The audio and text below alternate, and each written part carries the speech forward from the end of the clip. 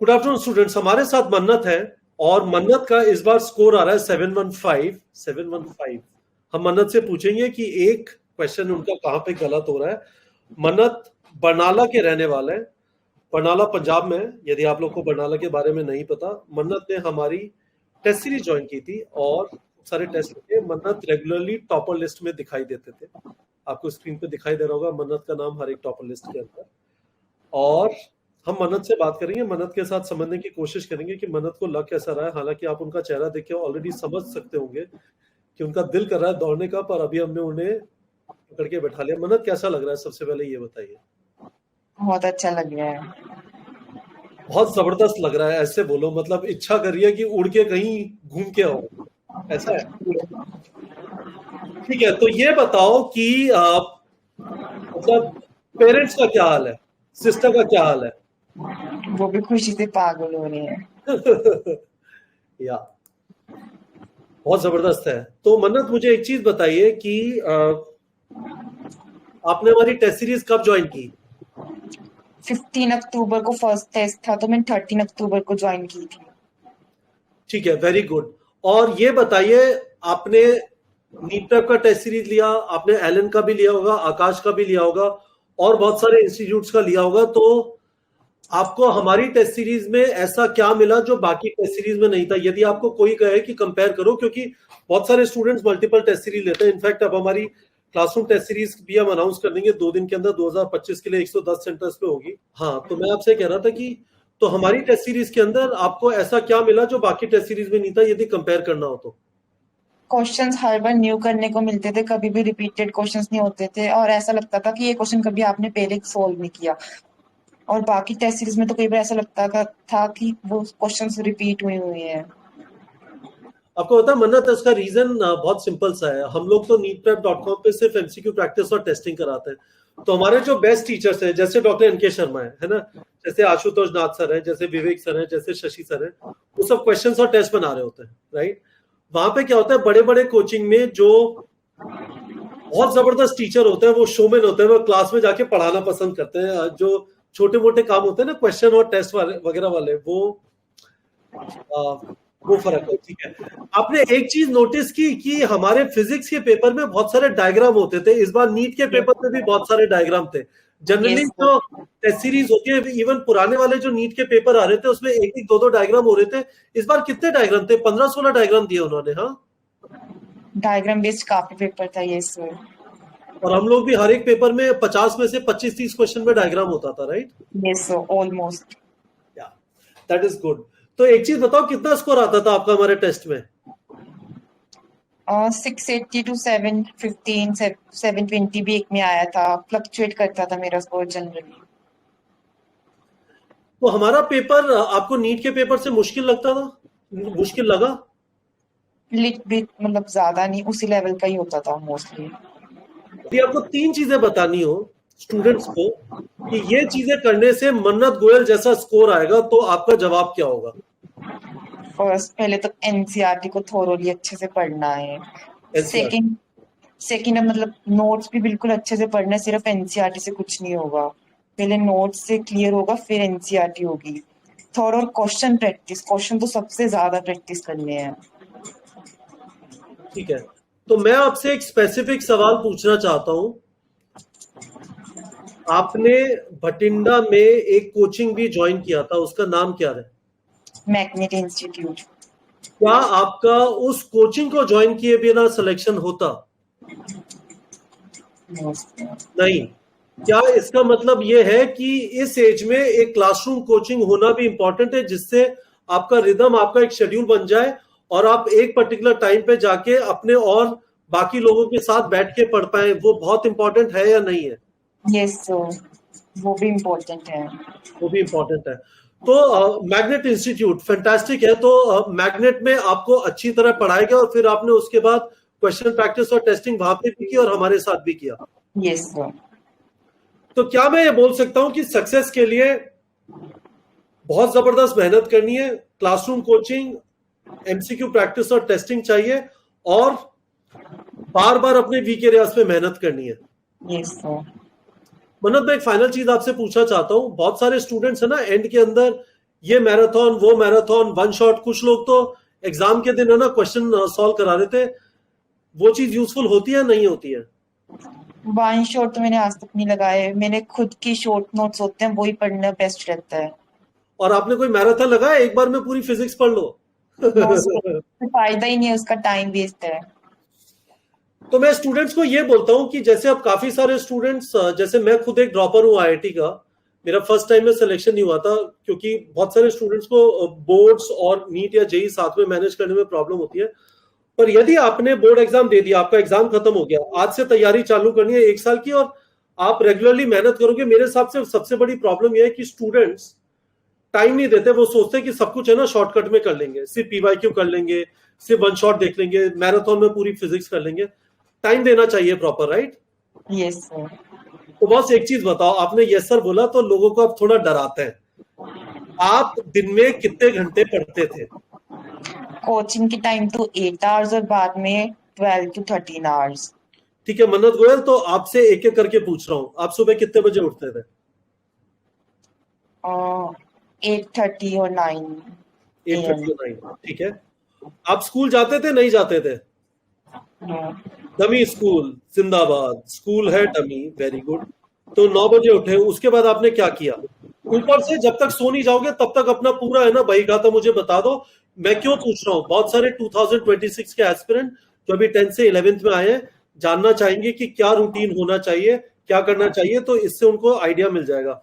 9 बजे उठे, 8:30 से 9 बजे, उसके बाद क्या किया?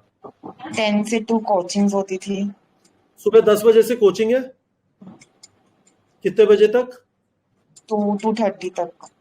टू 2:30। आपके घर से 45 किलोमीटर दूर है, बरनाला से बठिंडा 45 किलोमीटर दूर है। कितना टाइम लगता था पहुंचने में? 1 घंटा? Yes sir, 1 our. 1 आवर, ठीक है। तो अब वहां पे गए, 10 बजे से 2:30 बजे तक कोचिंग है। कितने दिन कोचिंग होती थी हफ्ते में? ऑल डेज, मतलब सिर्फ संडे ऑफ। ठीक है, 6 डेज। उसके बाद 2:30 बजे आ गए, रेस्ट वेस्ट किया। लंच कहाँ पे करते थे? कोचिंग में लंच कर लेते थे, मम्मा पैक करके देती थी लंच बॉक्स? Yes sir. ठीक है। 2:30 बजे वापस आ गए, आके नैप लेते थे, पढ़ने बैठ जाते थे? सर नैप कितनी देर की नैप है? 2 आवर्स की, ऑलमोस्ट 2 से 3 आवर्स की। 2 से 3 घंटे की। तो मम्मा कहती नहीं थी सो सो के क्या करेगा, पहले सिलेक्शन करा ले अपना? मतलब मैं रात में ज्यादा पढ़ता था। चलो ठीक है, बहुत अच्छी बात है। तो नैप ले लिया, 2:30 बजे आए, 3 घंटे का नैप, साथ में खाना खाया, 6 बज गए, है ना? Yes sir. अब क्या किया 6 बजे से, बताओ? 6 to 8 bio. Bio, yes sir. फिर? देन 8 to 8:30 मतलब डिनर होता था। ठीक है। देन 8:30 से 3 आवर केमिस्ट्री। 8:30 से 3 आवर केमिस्ट्री।